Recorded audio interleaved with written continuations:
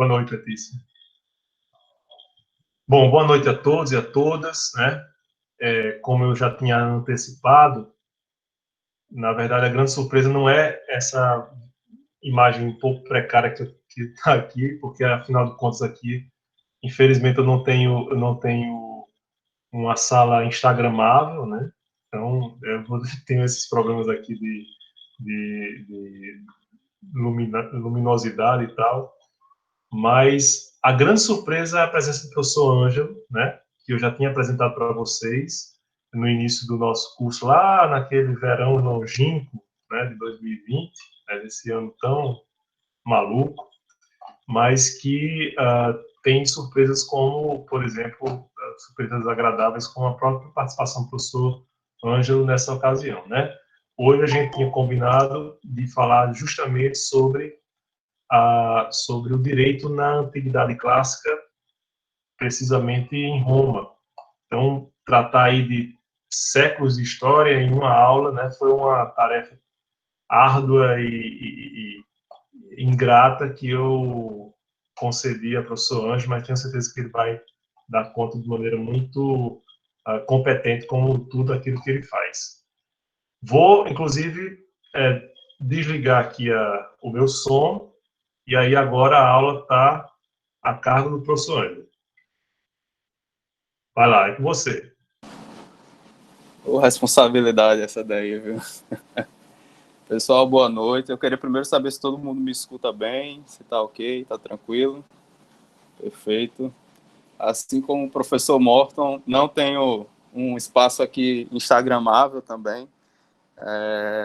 Então, mas eu preparei um slidezinho e vou deixar a câmera de toda forma aqui aberta para vocês. Vou apresentar pelo tablet e vou ficar aqui com essa câmera aberta, né, para pelo menos rolar essa interação aí. Infelizmente, não vai ser como a gente gostaria, né, que era presencialmente, podendo fazer muita dinâmica e tudo mais, mas, de toda forma, para mim é uma felicidade, assim, sem tamanho. Eu não consigo nem... Não dá nem para descrever, assim, para vocês. Eu acho que de todos os dias da quarentena, assim, de isolamento, eu acho que esse é talvez não, com toda certeza é o dia mais feliz, desde o dia 15 de março até aqui. Então, vocês imaginem aí que eu já vou aí há quase 7 meses sem sair de casa, né? Então, assim, é um momento de felicidade muito, muito grande por estar aqui com vocês, podendo conversar um pouco sobre a história do direito, mas por estar aqui também, digamos, vou até usar um juridiquês que eu não uso muito, mas estando ladeado aqui pelo professor Morton, que é, com certeza, eu falo isso para todo mundo, sem sombra de dúvidas, uma das minhas grandes inspirações como educador, como docente do curso. Então, para mim é uma felicidade, assim, sem tamanho mesmo, estar aqui com vocês hoje. Vou compartilhar aqui a tela do tablet, vou ver aqui como é que é esse procedimento também, porque tal como todos aqui estou também aprendendo, acho que vai aparecer aí para o professor, talvez, um pedido para ou já compartilhou. Pô, coisa boa, já compartilhou direto aqui, pelo visto. E aí eu liberei o compartilhamento, eu liberei para todos os... pronto. Acho que já está aparecendo aí para vocês, vou só dar um skip aqui na apresentação, porque por algum motivo ela não está me respondendo. Vou fechar e vou abrir o aplicativo, porque acho que vai ser mais rápido. E é isso, gente. Enquanto vai carregando aqui, já carregou. Meu objetivo hoje com vocês é conversar um pouco sobre... Agora vai carregar, conversar um pouquinho com vocês sobre direito romano. Aí está direito romano clássico, mas eu vou me reapresentar, então. Desculpa, gente. Inclusive, vou tentar aqui fazer esse controle gigantesco, porque eu estou com 3 telas, né? Estou com um tablet aqui, estou com uma aula aqui, estou aqui para ficar olhando para vocês. Qualquer coisa, se eu não responder alguma coisa, dá uma cutucada aí, abre o microfone mesmo, pode gritar meu nome, que eu venho ver o que está acontecendo. É igual a Tom Cruise em Minority Report, né? Várias telas. Exatamente. Então, gente, meu nome é Ângelo Menezes, eu sou, digamos assim, egresso aí do curso de Direito da UFRN. Eu dei aula no curso de Direito da UFRN, já fui professor voluntário, já fui professor substituto 2 vezes, e hoje em dia eu estou concluindo meu doutorado lá na UFPB, e estou como estagiário docente do professor Morton, né? Ele me aceitou de bom grado, eu agradeço muito, e estou aqui como estagiário docente na cadeira de História do Direito com o professor Morton. E é isso, assim, fazendo uma apresentação bem breve mesmo, se depois vocês tiverem curiosidade, alguma coisa, etc., dessa história aí, a gente pode papear um pouquinho, mas estou aqui para conversar com vocês hoje, principalmente sobre direito romano clássico, né? E queria começar, se fosse possível, né, meio que lançando aqui algumas perguntas para a gente começar com uma pequena interação. Isso eu gostaria muito que fosse uma dinâmica presencial, não tem como ser uma dinâmica presencial por razões muito óbvias, mas eu queria lançar aqui para vocês, eu vou já abrir todos, na verdade, todos esses dispositivos que estão aqui, queria que, se possível, vocês dessem uma lida breve em cada um deles. Eu vou, na verdade, fazer aqui a leitura para vocês, e aí eu quero que vocês entendam basicamente onde eu quero chegar. Nós temos aqui 8 dispositivos, tá certo? De diferentes legislações, já adianto para vocês, de diferentes períodos históricos, tá certo? Por exemplo, eu tenho aqui nessa linha 1, é vedado e será punido nos termos desta lei estipular em quaisquer contratos taxas de juros superiores ao dobro da taxa legal. Quando eu leio tão somente esse dispositivo, acho que fica difícil saber de onde ele se trata, né? Até porque, se eu ler o segundo aqui para vocês, ó, se alguém coloca o seu dinheiro a juros superiores de 1% a 1% por ano, que seja condenado a devolver em quadro. Se eu olhar aqui o primeiro e o segundo dispositivo, os dois falam basicamente sobre a mesma coisa, né? Falam sobre taxa de juros, dinheiro, empréstimo, etc. E a gente não sabe distinguir de onde eles vêm. O primeiro é o artigo, só para deixar claro para vocês, é o artigo 1º de um decreto lá de 33, que teve como base o Código Civil época de 16, mas que encontra em vigor hoje. E esse segundo dispositivo é da tábua terceira, lá das 12 tábuas, que a gente vai ver hoje no direito romano, está lá no item 2 da tábua terceira. Né? Se a gente pegar aqui, eu gosto muito desses dois últimos, o 7 e o 8, para a gente não ficar muito preso aqui nessa dinâmica e a gente poder conversar mais, mas olha só esses 7 e 8. Os frutos caídos de árvore do terreno vizinho pertencem ao dono do solo onde caíram, se este for de propriedade particular. E o 8. Se caem frutos sobre o terreno vizinho, o proprietário da árvore tem o direito de colher esses frutos. Basicamente é a mesma coisa. Vai mudar uma redaçãozinha aqui, outra coisa ali. O item 7, artigo 1284 do nosso Código Civil, em vigor hoje, aqui no Brasil. O item 8, tábua oitava, item 10 da Lei das 12 Tábuas, lá do direito romano, milênios atrás, né?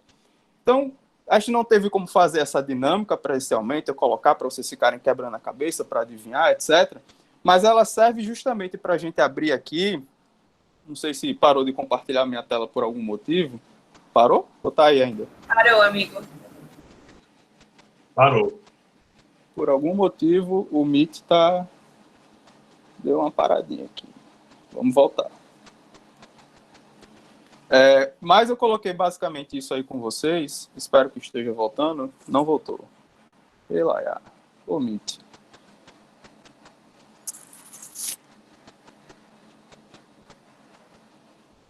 Na verdade, minha ligação aqui caiu.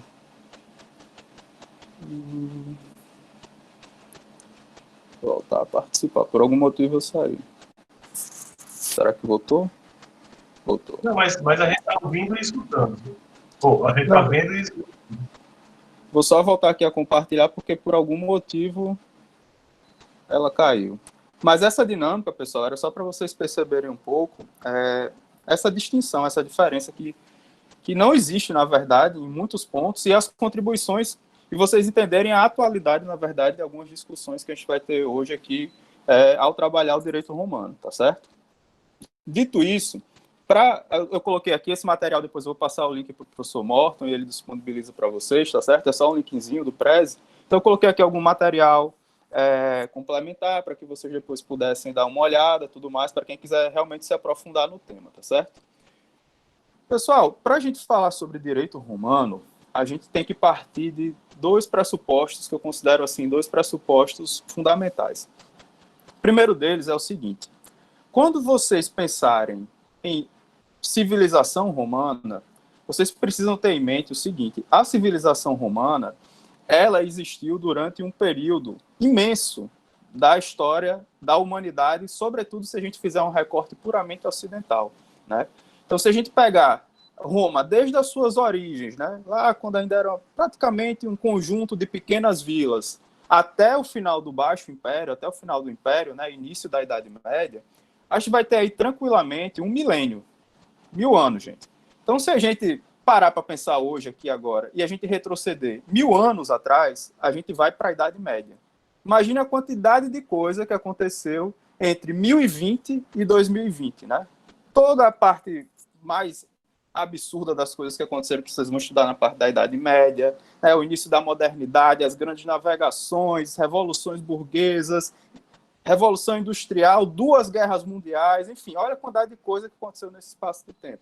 Então, Roma, tudo que a gente vai estudar hoje é uma tarefa muito árdua, como o professor falou, porque é basicamente tudo que acontece com uma civilização durante um milênio, basicamente, né? Então, a gente vai ter que fazer aqui algumas divisões, né, em fases, digamos assim, evolutivas, ou em fases da civilização romana, para que fique uma coisa mais didática, porque a gente tem que realmente matar tudo isso numa aula só.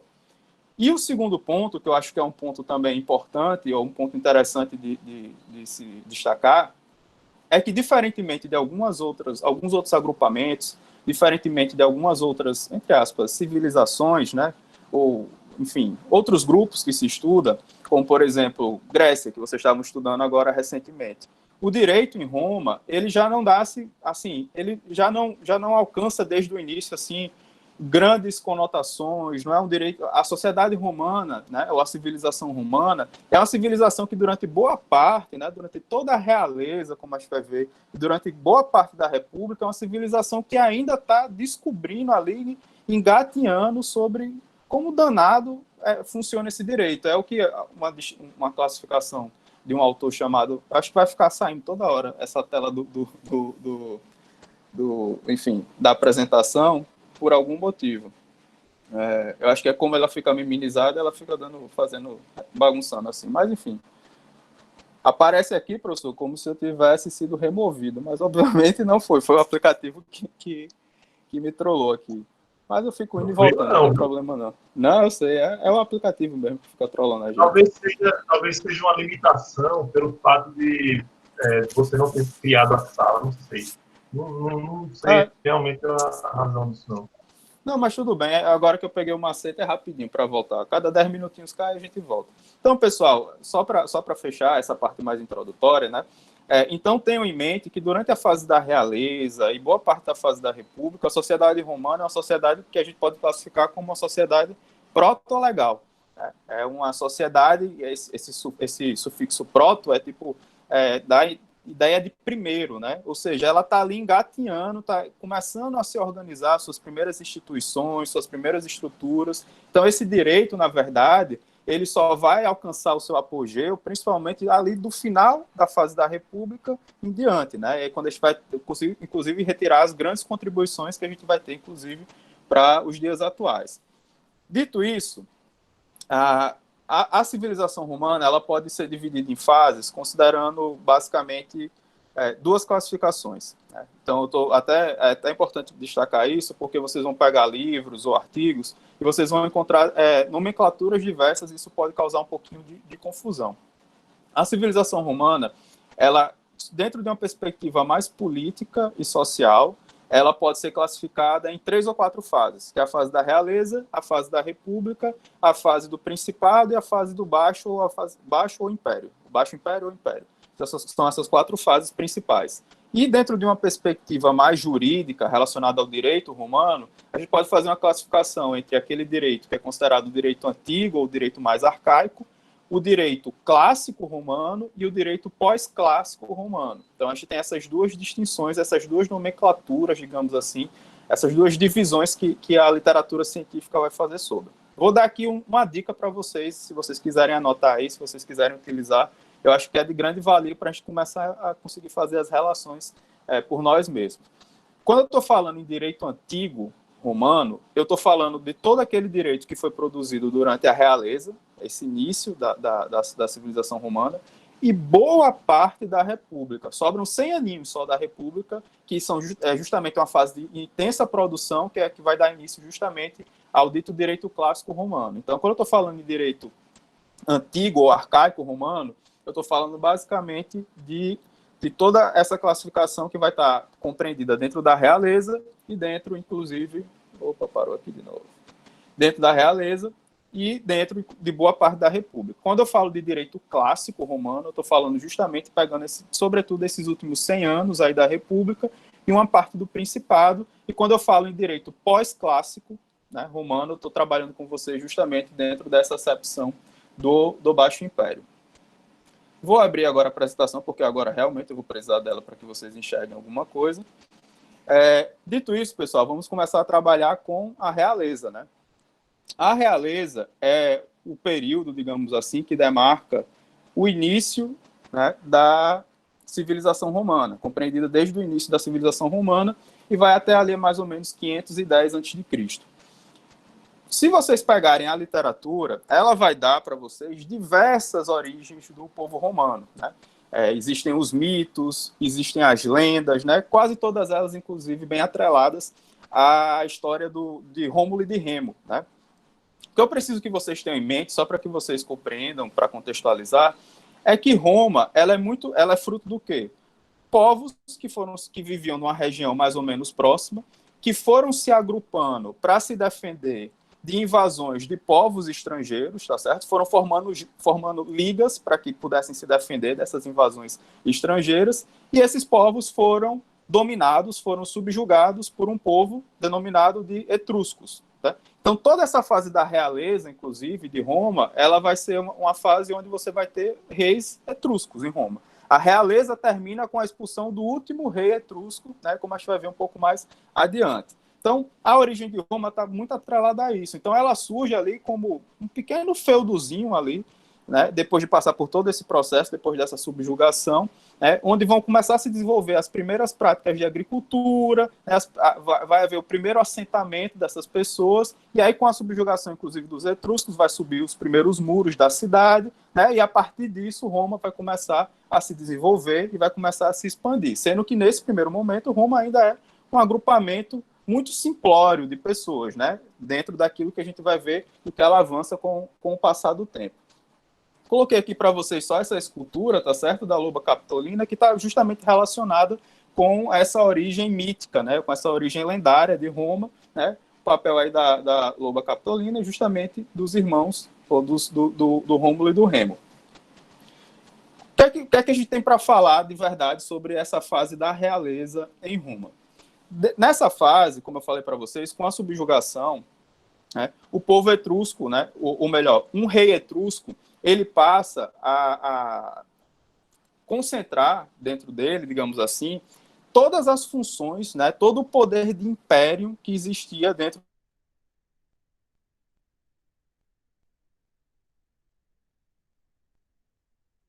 direito, né, elas são de propriedade, elas estão, digamos assim, sob comando desse indivíduo que está justamente nessa figura do rei. Por isso que a gente vai chamar, inclusive, de realeza. Então, ele vai reunir em si, basicamente, o poder de comandar o exército, ele vai reunir o poder de polícia, ele vai ser, em tese, o único magistrado, ele vai, inclusive, não ser responsável por absolutamente nenhum dos seus atos. Então, o rei, ele concentra todo aquele dito poder de império, né, para que ele possa, ou seja, é como se fosse realmente uma monarquia absoluta, digamos assim, né, fazendo uma analogia bem tosca. Nessa fase da realeza, né, é uma fase onde o direito ele ainda não está se desenvolvendo tão bem, ainda é um direito eminentemente costumeiro e tudo mais, mas é nessa fase da realeza que a gente vai ver o surgimento de algumas daquelas primeiras instituições que posteriormente, né, vão se desdobrar nas magistraturas, principalmente na fase da República. Eu destacaria como talvez a principal contribuição, uma das principais contribuições dessa fase da realeza, especificamente, né, o surgimento do Senado. Sendo que aí o surgimento do Senado, não como o Senado que a gente conhece, aquele Senado que vocês assistem em séries ou em filmes. Eu não sei se vocês já assistiram, mas tem uma série da HBO muito boa, muito boa, que se chama Roma. É só o nome dela é Roma. Ela teve 2 temporadas e é uma série assim fantástica, muito, muito boa para assistir, enfim, dá para maratonar assim no final de semana mesmo, porque é muito bacana. E eu estou falando dessa série especificamente porque ela vai ilustrar o Senado como geralmente a gente vê nas histórias, como a gente vê nos filmes, né? Então, o Senado, ele termina surgindo nessa fase da realeza, mas ele não é esse Senado ainda com amplos poderes, com amplas funções legislativas e tudo mais. Não. O Senado, nessa fase da realeza, ele ainda é um órgão que funciona muito mais com um caráter consultivo e um caráter mais deliberativo, que é convocado quando o rei entende precisa fazer alguma consulta com os senadores, precisa deliberar alguma coisa para ele, enfim, tomar as suas decisões. Mas é um órgão, né, que vai ser composto por 100 membros e que vai ficar subordinado ao rei, né? Esse Senado ele vai fazer um movimento que é um movimento pendular, como eu chamo, né? Ele surge como esse órgão ainda muito subordinado ao rei. Ele, durante a República, principalmente próximo ao final dela, vai alcançar o seu apogeu, mas a partir do Principado ele começa a fazer o caminho de volta, né? Quando ele chega no Império, o Senado ele volta a ser basicamente um conselho municipal, né? Então o Senado ele passa por várias fases dentro desses 1000 anos de civilização romana, tá certo? Minha apresentação saiu novamente, eu vou abrir aí para que vocês tenham acesso enfim, as principais informações, para não ficar aqui só falando também. Mas dentro dessa primeira fase, gente, que é a fase da realeza, né, que eu estou falando para vocês, eu preciso que a única coisa que vocês marquem, assim, principalmente na cabeça de vocês, é justamente esse fato de que, pela própria nomenclatura, é uma fase que é demarcada pela concentração desses amplos poderes na mão, especificamente, do rei. Aí vocês botam um asterisco, que é o seguinte: apesar de todo esse monopólio, tá certo? O rei, ele delegava determinadas funções, e aí mais relacionadas, inclusive, com o direito, para alguns indivíduos que eram justamente os pontífices, né? Então, os pontífices, eles tinham um monopólio delegado por parte do rei das jurisprudências. O que eram as jurisprudências? Eles dominavam as fórmulas, que eram, digamos assim, para fins de propositura das ações, os procedimentos para fins de propositura da ação, e eles também dominavam o calendário, o próprio calendário de propositura das ações, ou seja, eles meio que determinavam, assim, de uma forma análoga, os dias que eram permitidos se comparecer em juízo e afins. Então, eles tinham um monopólio dessas jurisprudências, mas era um monopólio que era delegado por parte do rei. Então, o direito que existia nessa época era um direito que era eminentemente costumeiro, e era um direito que se pautava principalmente naqueles comandos e naquelas decisões que eram emanadas pelo rei, especificamente, né? Eu preciso que vocês tenham isso em mente, porque essa é uma questão, inclusive, que vai mudar. Tá transmitindo minha tela? Só dá um legalzinho aí se tiver. Tá? Beleza. Eu pensei que ainda não tinha começado. A imagem e o som estão ótimos. Acho que não está transmitindo, não, na tela. Tem aqui, tá transmitindo a tela também aqui, não. É isso, gente. EAD é exatamente isso, entendeu? Você se prepara, mas você não tem como se preparar 100%. Eu acho que agora vai. Iniciar a transmissão. Então, pessoal, a fase da realeza, ela vai terminar basicamente, como eu tinha dito para vocês há um pouquinho de tempo atrás, agora foi, vai terminar com a expulsão do rei etrusco de Roma, um rei chamado Tarquínio Soberbo, tá certo? Em aproximadamente aí 509 a.C. E aí, com isso, nós temos, portanto, a transição para uma fase que nos interessa bastante, é onde eu gostaria de gastar um pouquinho de tempo com vocês, que é justamente a fase da República, tá certo? A República, como vocês podem perceber aí, ela vai ocupar um período substancial da história, né? Ela fica aí entre 510, 509 a.C., até 27 a.C., ou seja, 500 anos, em última instância, né? Então, se vocês quiserem fazer uma subdivisão, a gente pode dizer que existe uma parte da República que é demarcada, ou que a gente pode chamar de República aristocrática, e uma fase que é uma República mais, entre muitas aspas, né, democrática. O que acontece? Com a queda do rei, né, com a expulsão, na verdade, do rei, aquele poder de império que anteriormente estava ali concentrado na mão dele, ele, de certa forma, vai sofrer aí uma difusão, né, e vai ficar agora sob responsabilidade de 2 indivíduos, né, que são justamente os 2 cônsules, né, que são as pessoas que vão terminar retendo entre si uma série de funções, né? Funções legislativas, funções administrativas, funções executivas, né? E, inicialmente, que é importante, inclusive, lembrar, era para ter falado no começo e esqueci, isso, vocês têm que puxar aquele conhecimento lá de história, quando vocês estudaram no ensino médio, que a civilização romana, ela é demarcada, é uma civilização estamental, né? Ela é dividida aí entre patrícios e plebeus. E a República, de todos os períodos, eu acho, da história de Roma, é o período que é mais demarcado por uma tensão muito grande nesse tecido da sociedade, da civilização romana, né, que é ocasionada exatamente pelos embates entre patrícios e plebeus. Então, inicialmente, por exemplo, a função dos cônsules, os cônsules, na verdade, só podiam ser patrícios, né, os aristocratas. Depois de muita pressão, e aí vão existir guerras, vão existir tramas políticas que a gente não tem como adentrar aqui, né, foi promulgada uma lei que é chamada de Lex Licinia de Magistratibus, que permitiu que pudessem ascender à função de cônsul, né, alguém que viesse da plebe, tá certo? Eu até coloquei aqui para vocês, eu acho. Isso, exatamente.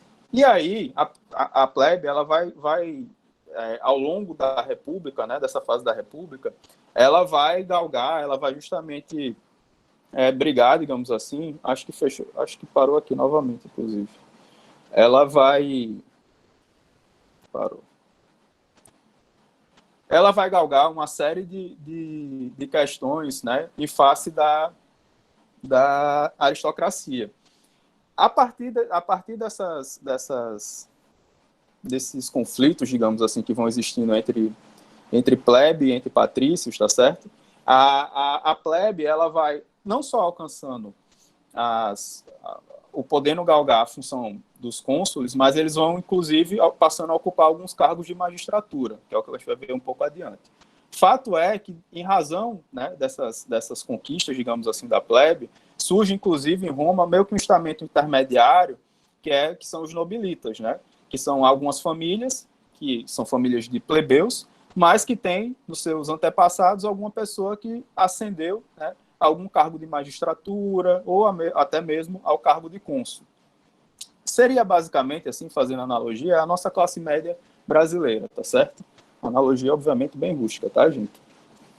Fato é que durante essa época, é muito engraçado, porque o que acontece, antes de lançar essa pergunta para vocês, eu acho muito curioso, porque funciona, eu vou aqui sair desse papel quando eu fico falando muito sério, e vou falar do jeito que eu gosto de falar, mais coloquialmente, tá? É muito engraçado porque é o seguinte, você tinha o rei, beleza, não tem mais rei, você tem 2 cônsules, massa, só pode ser patrício. O que acontece? Galera lá da plebe, né, brigando, etc, beleza, agora a gente pode meter um cônsul aí, emplacar um cônsul. Aí o que é que os patrícios fazem? Beleza, vai ter um cônsul plebeu, vamos criar aqui magistratura, né? Vamos criar aqui umas magistraturas que só podem ser assumidas, só podem ser, digamos assim, ocupadas por pessoas que vinham da aristocracia. Aí eles saem criando, né, as suas magistraturas, né, as preturas, né, que depois vai ter pretura urbana, vai ter pretura peregrina, criam a edilidade curu, que é meio que uma pessoa que é responsável por funções de administração das municipalidades. Então, essa fase, todo esse começo da República, ela é muito travada por essa briga infinita entre plebeus e patrícios, e isso traz uma série de repercussões no âmbito do direito. Por quê? Porque vem lei atrás de lei, parece, às vezes, assim, algumas questões, assim, quando a gente transporta para a realidade que a gente vive, não é muito diferente, porque vem leis atrás de leis que são justamente assim, conquista-se alguma coisa, a aristocracia fica insatisfeita, então ela meio que cria alguma coisa justamente para obstacularizar ou para diminuir o que foi conquistado anteriormente, né? Então, conquista-se a possibilidade de ocupar um cargo de cônsul, cria-se as magistraturas, aí os plebeus começam a pressionar, abre-se essas magistraturas para os plebeus, criam-se outras magistraturas, e assim sucessivamente. Então, toda essa fase da República, ela termina sendo demarcada por isso, né? Então, por isso vão existir, se vocês forem procurar, se vocês forem ler sobre o tema, existem variadíssimas magistraturas distintas em Roma, né? Eu falei para vocês da pretura, por exemplo, né, que são indivíduos que vão ter a função de administrar a justiça. Eu vou falar um pouco mais adiante, mais especificamente sobre a pretura, mas a gente tem essa edilidade curu, a gente vai ter os censores, a gente vai ter os ditadores, a gente vai ter depois os pretores peregrinos. São todas magistraturas, todos cargos, né, relacionados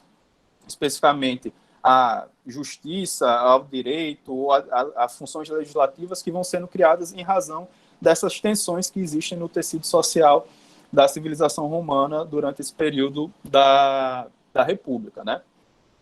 E aí, gente, eu não sei como funciona muito bem as interações aqui via ensino remoto, então eu tenho muito hábito, assim, às vezes, de lançar questões para a gente falar um pouco sobre elas, entendeu? Não sei se as pessoas se sentem confortáveis de abrir o microfone ou se preferem digitar, então façam da forma como vocês se sentirem melhor. Se também ninguém quiser responder, se sentir confortável, eu vou lançando as perguntas e vou eu mesmo respondendo, tá certo? Mas, assim, com base no que vocês, acredito eu, já viram, ou em algum filme, ou leram, ou estudaram história, quais eram as funções que o Senado tinha durante o período da República em Roma? Alguém pode me dizer?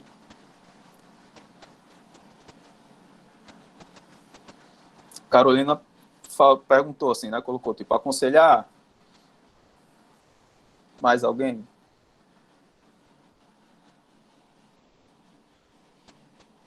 Não?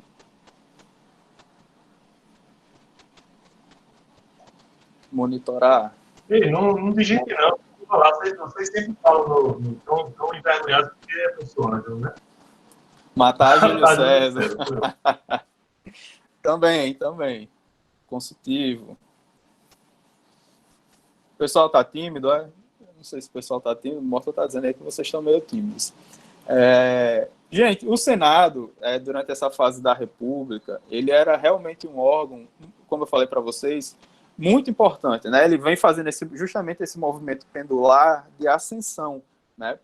E o Senado, eu coloquei aqui para vocês um trecho da obra do professor Vicente Bagnoli, onde ele tenta destacar algumas dessas funções, né, do Senado. Ele diz, o Senado era um órgão importante, era um órgão respeitado, porque, além do Senado cuidar das questões que eram relativas à própria política externa de Roma, e lembrar que Roma era justamente uma civilização em franca expansão, já a partir da República, então, além de cuidar de todas as questões de política externa, e também tratar das questões relativas à própria política interna de Roma, né, as suas atribuições, digamos, legislativas ou deliberativas, o Senado era, inclusive, procurado muitas vezes pelos próprios magistrados, né, e aí pegando o gancho em algumas respostas que vocês colocaram, justamente dentro dessa função de também ser consultado, né, os membros do Senado eles eram consultados pelos magistrados. Então, vejam que o Senado, digamos assim, toda a vida política e jurídica e o desenvolvimento da sociedade romana, nessa fase da República, ela termina se centrando, ela termina, digamos assim, se desenrolando justamente em torno do Senado. E aí eu trouxe para vocês uma questão para a gente pensar aqui também, para vocês entenderem até como essa função do Senado ela vai um pouco além, a gente pode fazer aqui um paralelo, né, ou fazer uma analogia, digamos assim, mais rústica, com algumas questões talvez mais contemporâneas, né? O professor Bagnoli, né, seguindo nessa mesma esteira, ele traz o seguinte trecho, né, onde ele diz, olha, além da função acima mencionada, dessa função que eu estava falando para vocês, competia ao Senado fazer um controle das leis, tanto em termos das suas formalidades, né, como a questão dos costumes, né? Ou, em outros dizeres, tanto em relação à sua forma, como em questão também ao seu conteúdo. Sendo que, com o advento de uma lei especificamente, né, o Senado passou também a fazer uma análise e a fornecer o seu aceite em relação a uma lei especificamente, antes mesmo dessa lei ir à votação comicial, né, porque vale a pena lembrar, eu vou colocar aqui para vocês, mas boa parte dessas leis elas eram votadas em sessões comiciais, em assembleias, digamos assim, né. Então, o Senado passava a fazer esse controle prévio, né? Antes dessa lei vir a ser, digamos assim, levada para votação nos comícios, o Senado fazia, de certa forma, uma análise, né? E aí eu coloquei aqui a questão para vocês, né? Tipo, vocês conseguem fazer uma relação? E acho que a Carolina já respondeu aqui no chat, né? Que função ela se assemelha? E aí a Carolina pegou e falou justamente no ponto que eu queria chegar. Não estou conseguindo abrir o chat aqui, mas eu vi que ela já mencionou a questão da Comissão de Constituição e Justiça, né, que nós temos hoje no Congresso. E aí, gente, obviamente, pelo amor de Deus, vocês não vão escrever um artigo, né? Lá na frente, sei lá, vocês estão escrevendo sobre constitucional, e aí vocês chegam e dizem, olha, a CCJ, né, prevista no processo legislativo brasileiro, tem como sua gênese, né, o Senado romano. Pelo amor de Deus, não façam isso não, porque aí é a morte, né, o sincretismo junto do anacronismo, os dois juntos, e pelo amor de Deus, não é isso que eu quero que vocês tenham em mente. A única ressalva que eu estou fazendo aqui para vocês em relação a isso é só para que vocês entendam que, analogamente, tá certo? A gente consegue ver algumas semelhanças, né? De forma muito análoga. Lembrando que existem milênios aqui dividindo, né, essas formas de agrupamento social. Mas, de certa forma, o que o Senado fazia, de forma muito rudimentar em um outro contexto, é algo que a gente pode, digamos assim, analogamente, eu vou frisar bastante essa palavra, analogamente a gente pode relacionar com o que a CCJ faz, só para que vocês consigam entender de uma forma mais clara, tá certo? Fique mais contextualizado dentro de um direito que talvez seja mais próximo da gente, tá bom?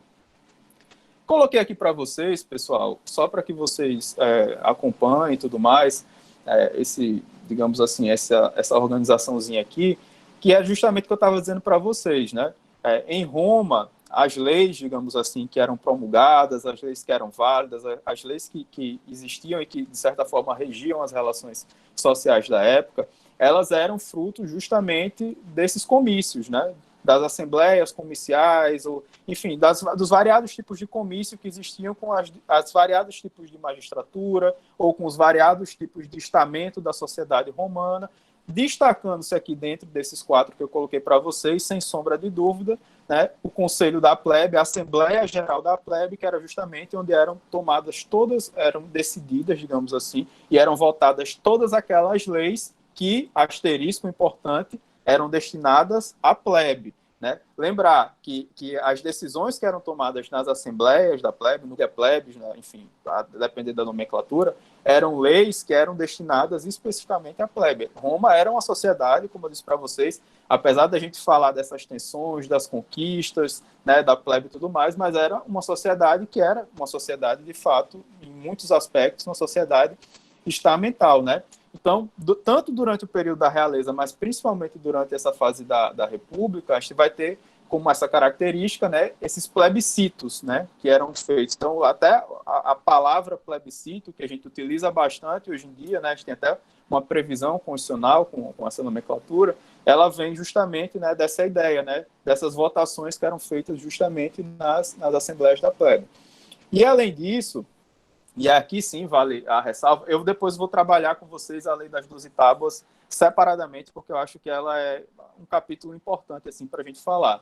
Mas lembrar que, justamente em razão de todas essas pressões que a plebe fazia nos patrícios e tudo mais, talvez uma das coisas que mais se destaca nesse aspecto são justamente a Lei das 12 Tábuas. As leis das 12 Tábuas, elas são frutos, ela é fruto, na verdade, de outra coisa que senão essas pressões que foram feitas pela plebe, né? Então, a plebe, qual era o mote, especificamente? E eu acho que isso a gente pode até fazer uma relação, já que vocês estavam vendo direito na Grécia, acho que tem como fazer até uma relação com o que fez o direito grego, de certa forma, também ser reduzido a preceitos escritos, em alguns aspectos, né? As leis de solo e assim sucessivamente, que eram o quê? Pressão, em última instância, colocando em termos mais atuais, pressão para que, de certa forma, se emprestasse alguma publicidade, se emprestasse alguma transparência às leis que eram aplicáveis às pessoas, né, que viviam dentro daquele agrupamento social. Então, o mote da plebe, especificamente, que resultou na Lei das 12 Tábuas, era justamente isso. Olha, eu quero saber quais são os costumes, né, qual é o direito que é aplicável. Eu preciso que isso seja reduzido a escrito, que isso seja fixado de alguma forma, por isso a ideia de se reduzir o preceito a escrito e se afixar em tábuas, para que eu possa saber o que danado é considerado como direito. Pelo que eu posso ser punido se eu cometer um crime? O que vai configurar um crime? O que vai configurar uma sanção? O que é que eu tenho direito como vizinho? Se cair um fruto na casa do vizinho, eu posso pegar, não posso pegar? É aquilo que eu coloquei no começo para vocês. Então, todas essas questões eram questões que estavam relativas não só à administração, porque a gente também tem questões relativas à administração, mas questões relativas ao próprio dia a dia, a convivência em sociedade, digamos assim, e era um mote justamente da plebe que existisse a redução, digamos assim, desses costumes ou desses preceitos, e que eles fossem, de certa forma, registrados de maneira escrita, né? E aí, pelo menos, eu consigo enxergar uma relação nisso com o que se vê também nos reclames que existem na Grécia e que vão também resultar no surgimento de uma série de leis lá também, né? E um outro ponto importante sobre a República ainda, meu Deus, tem muita coisa sobre a República que eu vou dar uma enxugada. Mas um ponto também para fazer uma relação com a Grécia, na Grécia tem duas palavrinhas, né, que são muito, digamos assim, demarcam bastante a forma como se desenvolviam as relações sociais em um âmbito mais familiar. A ideia de família é uma ideia, inclusive, muito próxima, né, uma ideia muito cara à civilização romana.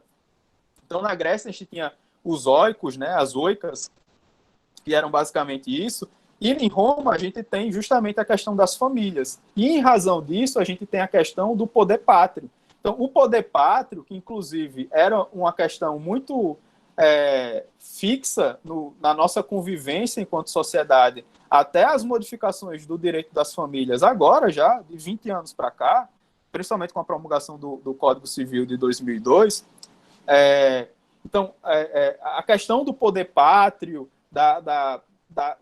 de todo o poder que o patriarca tem sobre a família, ele vem desde essa época, né, do pater familias, digamos assim, a expressão em latim, que existia e que era muito presente, né, dentro da civilização romana, né? E esse poder pátrio do patriarca, né, do poder de gerir unilateralmente o planejamento familiar, ter poder sobre os filhos, ter poder sobre a mulher, ter poder, enfim, sobre absolutamente todos aqueles indivíduos que fizessem parte daquela família, e poder, muitas vezes, como se fossem basicamente objetos, ou como se fossem sujeitos incapazes. Essa ideia, que é uma ideia de milênios atrás, que existia na civilização romana, que a gente consegue ver de maneira muito clara, é uma ideia que foi transportada para a nossa civilização, para a nossa organização social, e que esteve vigente, pasmem, até poucos anos atrás, né? Só com as modificações do direito das famílias, né? A ideia de um planejamento, esqueci até a terminologia, mas é um planejamento familiar que seja democrático, né? A ideia de uma família que tem parte de um planejamento familiar democrático, ela só vem nessa virada, digamos assim, para o século XXI. Então, é uma ideia que existia lá no direito romano e que ela subsiste, né? Também é uma das coisas que a gente pode trazer para os dias atuais. Todo mundo está conseguindo acompanhar, gente? Opa, eu vi aqui que alguém talvez tenha proposto uma solução para o problema que eu estou passando. Se o senhor entrar no seu tablet com outra conta e entrar aqui na sala que a gente está, talvez eu acho que não fique com esse problema. Eu acho que é porque o senhor não está com a mesma conta nos dois dispositivos, né, no celular e no tablet, ou não? É possível que seja. Aí Talvez. ele fica meio que lhe expulsando da sala porque você está 2 vezes na mesma sala. Putz. Se vocês puderem esperar, então, 2 minutinhos. Oi? Já ganha um ponto aí, se ele tiver solucionado, cara. Pronto, eu vou sair com o tablet aqui, continuo conversando com vocês e vou tentando... Eu sou péssimo em fazer 2 coisas ao mesmo tempo, mas aí eu vou tentar fazer isso. Só entrar com uma conta diferente em um dos 2 dispositivos e pedir para entrar aqui na sala e o professor autoriza. Exatamente, é o que eu estou fazendo agora. Vamos fazer o seguinte, eu não sei fazer 2 coisas ao mesmo tempo. Opa, peraí. Não, é só um comentário hoje, que você vai fazendo aí. Diga. Esse poder do pater familias era tão forte, né, era tão pujante, que o homem que o assumia, né, ele podia decidir, inclusive, o destino do filho. Se, por exemplo, ele poderia ser abortado, injetado, né, ele colocado à venda. Então, assim, veja que havia um poder absoluto, né? Até porque Aí não existia nem aquele sentimento de culpa cristão, né, que vai surgir posteriormente, coitado, né, da minha prova e tal, mas não apenas o filho, inclusive, também a mulher era vinculada a esse poder marital. Exato.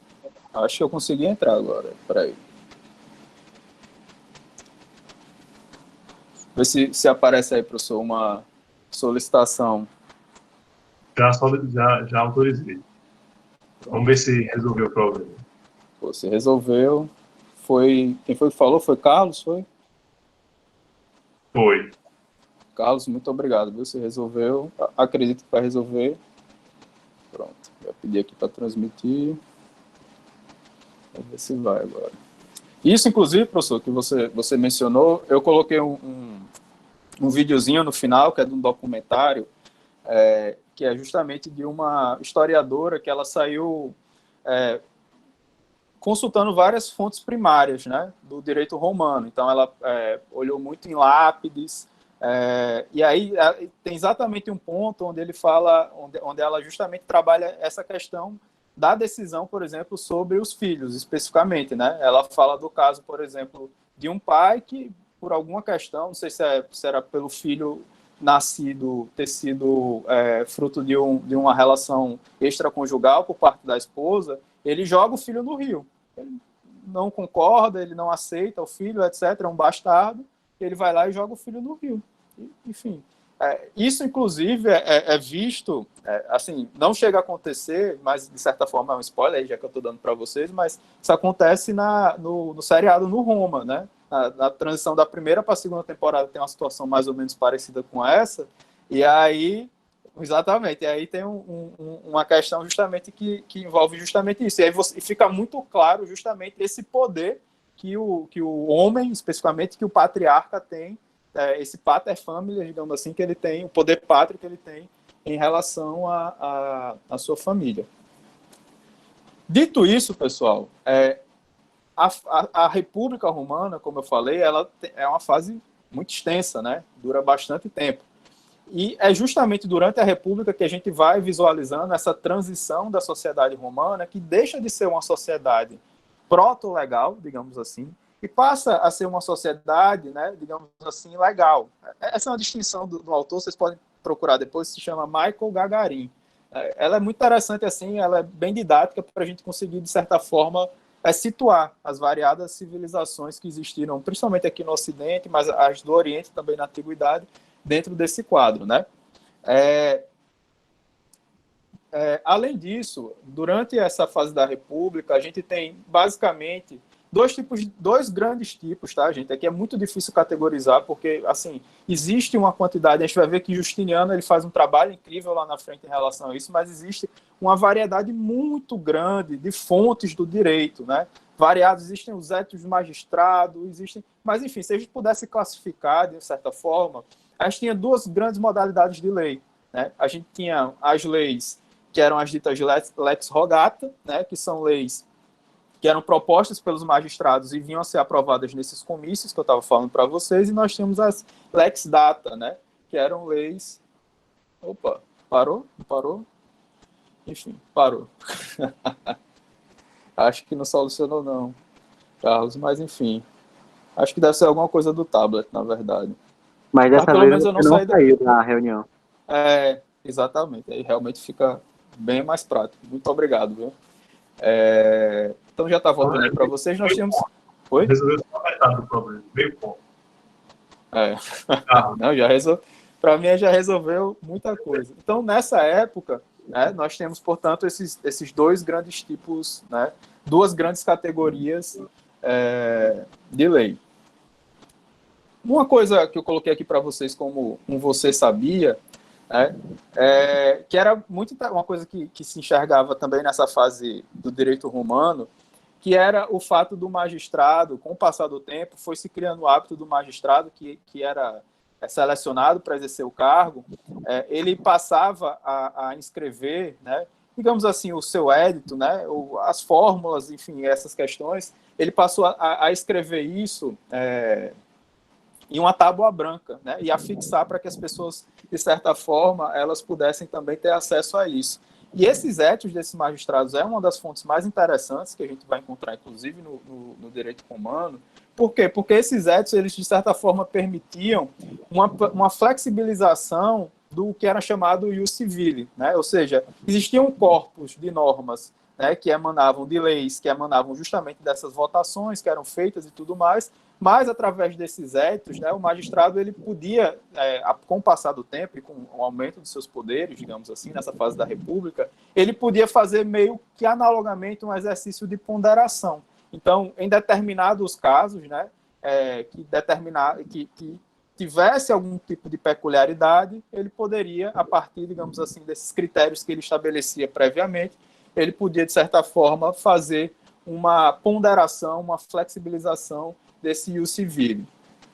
Apesar disso, é importante afirmar que durante boa parte da República, tá? Não durante a República toda, mas durante boa parte da República, os costumes eram uma das principais fontes do direito romano, era um direito ainda eminentemente ritualístico, tá certo? Ou ritualístico costumeiro, mas também se torna, com o passar do tempo, né, um direito ritualístico. Isso vai mudar, pessoal, no finalzinho da República. Por quê? Porque no finalzinho da República, antes da gente entrar no Principado, né, existe a transição, como eu havia falado para vocês, do direito romano, que é o direito romano antigo, arcaico, para o direito romano clássico, os últimos 100 anos da República, né? E isso a gente consegue visualizar como o direito ele se torna, aí sim, um direito mais ritualístico, né? Ele passa a ser um direito que passa a ter fórmulas mais como eu posso dizer? Passa a ser um direito mais formular, né? Um direito que ele passa a ter procedimentos, digamos assim, melhor especificados, um direito, de certa forma, mais procedimental. Existe uma distinção entre o direito público, o maior afastamento entre o direito público e o direito privado, isso, inclusive, é uma questão que vai ser muito retomada nas universidades, já na parte da Idade Média, né? Todas as teorizações de distinção entre direito público e direito privado e os ramos do direito, né? Então, é uma questão importante. E é também nessa fase quando se cria realmente esse hábito de reduzir todos os preceitos jurídicos, ou boa parte deles, a preceitos escritos. E isso é talvez uma das coisas mais importantes, porque hoje nós só estamos aqui falando sobre direito romano, né, e podemos citar uma variedade de fontes, porque boa parte dessas coisas foram reduzidas a preceitos escritos, e aí conseguiram alcançar o tempo atual, né, digamos assim. Isso a gente vai ver, inclusive, como é importante já na fase do Império, principalmente na fase do Império, com o fenômeno, digamos assim, né, de compilação que existe sobre do direito produzido no Corpus Juris Civile, tá certo? Então, a fase clássica do direito romano, ela vai ser marcada, né, por um processo que é um processo formular, como eu estava dizendo para vocês, o direito se torna mais ritualístico, então a gente passa a ter um processo mais formular, e onde esse processo de produção do direito, ele ficava em cargo de duas figuras que são muito importantes, que são justamente os pretores e os jurisconsultos, né? Os jurisconsultos, eles elaboravam uma palavra que hoje em dia a gente usa muito, mas dentro de uma perspectiva diversa. Acredito que todos vocês já ouviram falar em jurisprudência, por exemplo, né? Jurisprudência vem justamente da produção desses jurisconsultos, mas não é a mesma coisa, pelo amor de Deus, também. Não incorram. Agora sim eu realmente caí da reunião. Funcionou, foi bom enquanto durou, mas enfim, agora realmente apareceu aqui que eu fui expulso, né, rejeitado da reunião. Mas é só o Google. Nessas aulas, a gente está fazendo o seguinte, está fazendo a gravação dividida em duas, sabe? Você quer dar um intervalozinho de 5 minutos só para o pessoal tomar uma água, e aí a gente retoma a partir do Principado que você vai expor agora? Tranquilo, sem problema. O que é que vocês acham, pessoal? Vocês melhor pegar direto, professor. Não? Né? Então, eu vou fazer o seguinte, o pessoal está vendo ansioso pela sua aula, não vai perder nem 5 minutos. Eu vou fazer o seguinte, eu vou só interromper a gravação